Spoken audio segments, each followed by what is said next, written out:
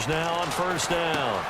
Into double coverage, and it's intercepted. Picked up by Anderson Aho. And the return goes up to his own 17-yard line. It's the Vikings' turn on offense. We get ready for their first possession of the second half.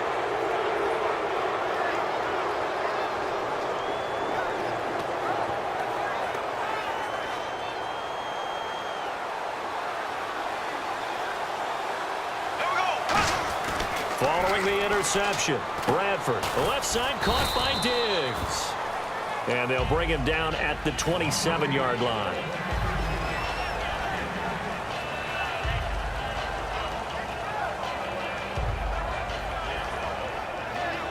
And this will probably be the last play of the quarter. Back now at Lambeau. It's the Vikings in possession of the football and the lead. They'll be looking to add to that total as we begin quarter number 4.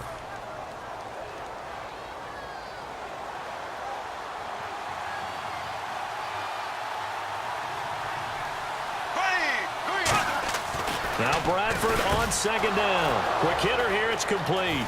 Cordero Patterson past the 20. Touchdown, Vikings. Cordero Patterson, 73 yards. And the Vikings are going to add on to their lead. And there they got him the ball. Just get it to him, let him do the rest. You know, he probably said that to his quarterback as he broke the huddle. I like the play call. Just get it to me. I'll take care of the rest of it. Helping out his rack, right? RAC? Run after catch, and he loves that, and he's going to carry that in at contract time. And so we have the touchdown. Now here's Blair Walsh to kick this one away. And Green Bay getting ready to go as they take the field. Looked like they had something going last drive. Then the interception happened. Will they recover? The memory they need to keep with them is that they did have something going. They were moving the ball on offense, had a nice sequence going. Don't worry about the other part. You can't get that back. Let's go back to what you were doing well before. I thought you were going to say they need to have no memory, but remember the good part, forget the bad. I like that even better. Jared Cook, the tight end, was the target. That'll bring up second down. When everything is in sync on defense, that means everyone's communicating really well, and sometimes it's nonverbal. They just know that when a receiver's in one spot, this person may have him, and he's in another spot, the next defender may have him. And they've squeezed the passing lanes down to where it's so difficult to find an open area to deliver the football. They've made it tough on them all game long.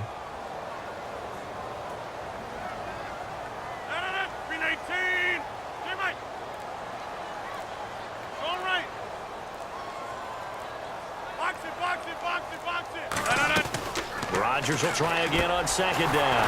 It gets it over the middle to Cobb. And they're able to get this one across the 35. They're going to hurry back to the line now. Some think that teams really won't throw a slant route unless you have a receiver that has a lot of stature to him. But sometimes the little guys, they get lost in there. People can't really locate them, and they run that quick cut on the slant, and oftentimes they can turn it into big plays. As tight ends go, he might not provide the super flashy plays very often, but he's pretty reliable. Usually an excellent target, and normally catches what's thrown to him, but he didn't on that play. Offense looking to avoid a 3rd and long. It's 2nd and 10. They come up in an empty set. 4 wide receivers, 1 tight end.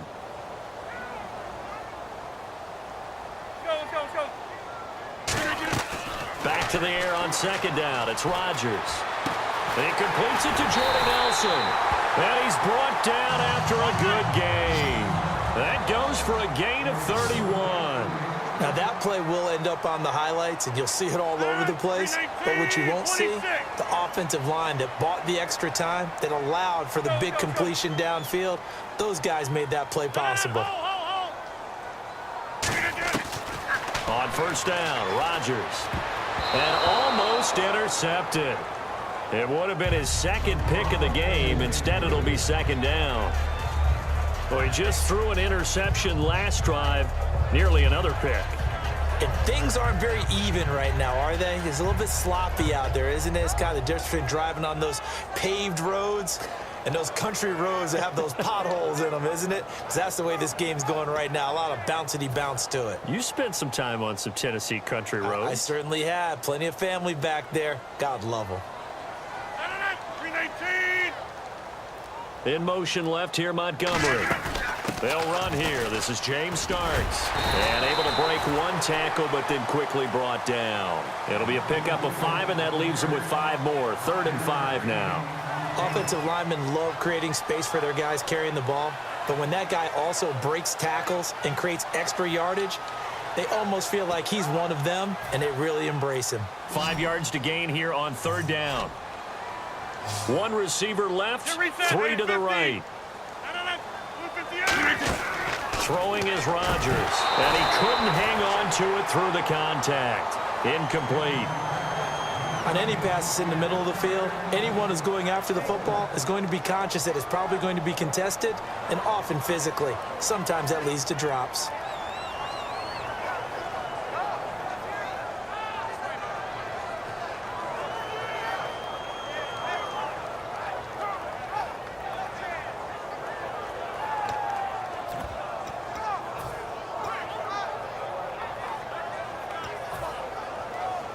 All right, they're going to try and keep hope alive here on 4th down. They're going for it. Easy. Now Rodgers got to have this one. It's caught. Nelson. Call it a pickup of 7. And on 4th down, they're able to convert and move the sticks. Looking to speed things up here, going with some tempo. Here's Rodgers, letting one go deep for the end zone. And incomplete, he dropped it in the end zone. You can feel the anguish all the way up here. It certainly looked like he had that one in the end zone, open, unable to hold on to it.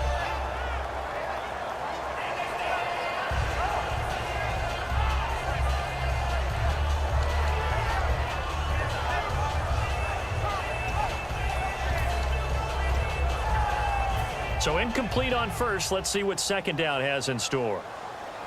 Box it. They come up in an offset eye. They'll toss it to Starks. Give him 5 on the carry there, and it'll set up a 3rd down. Long drive. The defense just cannot seem to catch a break and get off the field. And the offense moving quickly to the line. Throwing now is Rodgers. And this is going to be incomplete. I'm not sure we could spot any tendency here on this 3rd down. They could have run it or passed it. Either one was available. They chose to try and get it through the air, but they were unsuccessful.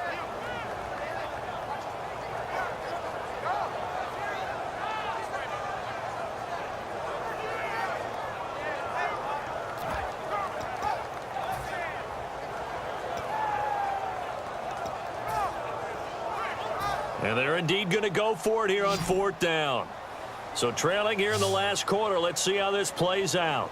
319, 258.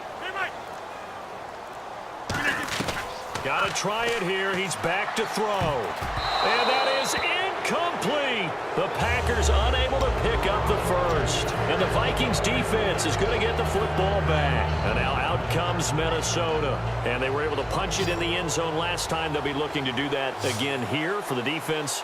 Obviously, they'll be looking to stop them from punching it back in the end zone. It always is punch-counter-punch, isn't it? And which team has the advantage? Well, let's just go back. Last time on offense, they rolled downfield, got into a good rhythm.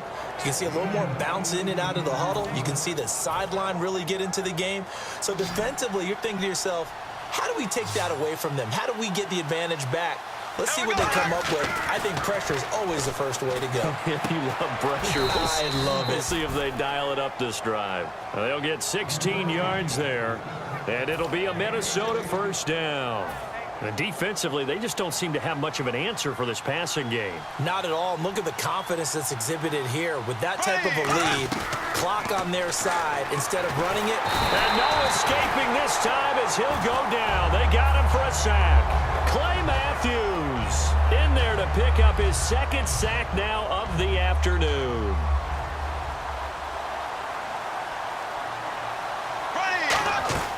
Now a 2nd down throw for Bradford.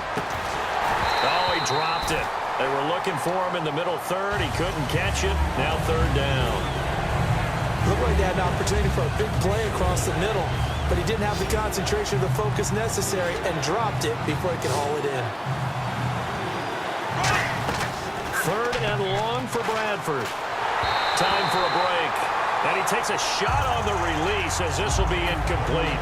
We'll come back and see this one out after this.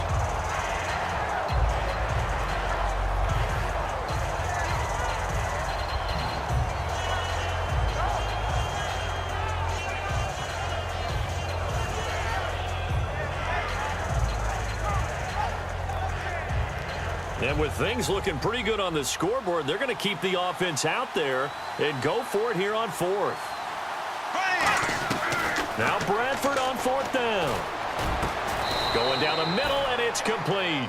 Call it an even 20 yards on the pickup. And they're able to move the chains as they convert on 4th and long. And now a 1st down following that long gain. Bradford, wow, he's going to throw. Oh, there's that man again. It's complete. And he's brought down after a good gain. That one goes for 36 yards.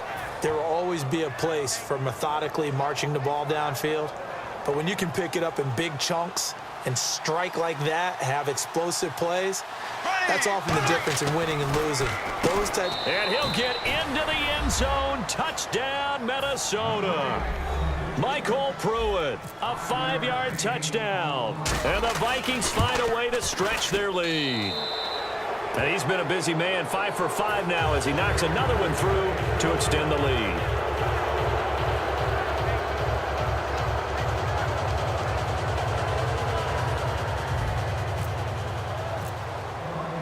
And so we have the touchdown. Now here's Blair Walsh to kick this one away. This will be taken to the back of the end zone. And he'll take it back to about the 19-yard line.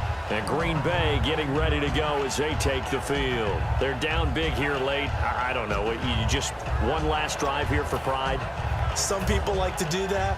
I remember playing for a guy once. We were down huge, and someone said, "Coach, what do you want to call?" He just waved a hand like, who cares? Let's get out of here and do something some other time. But some teams like to do something at the end to feel a little bit better as they continue to move forward. Yeah, probably just want to put this one behind them.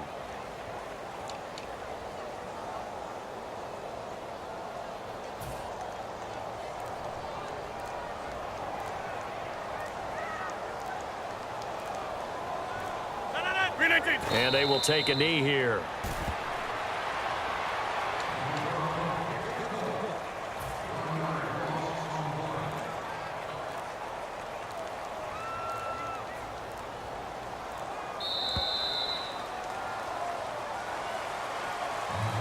Well, Charles, it's great to win at home in the NFL. When you win on the road, it's a little extra special, isn't it?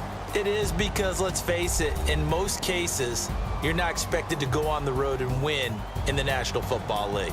It just doesn't usually compute.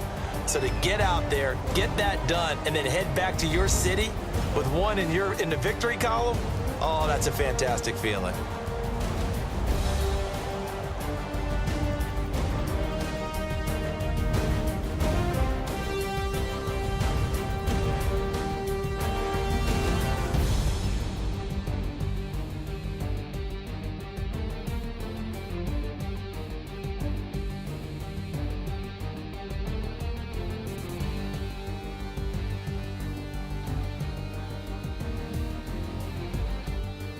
So that'll do it. For my partner, Charles Davis, and the best darn crew in the industry, I'm Brandon Gaudin. This has been a presentation of the NFL on EA Sports. With that, we say so long, everyone, from Lambeau.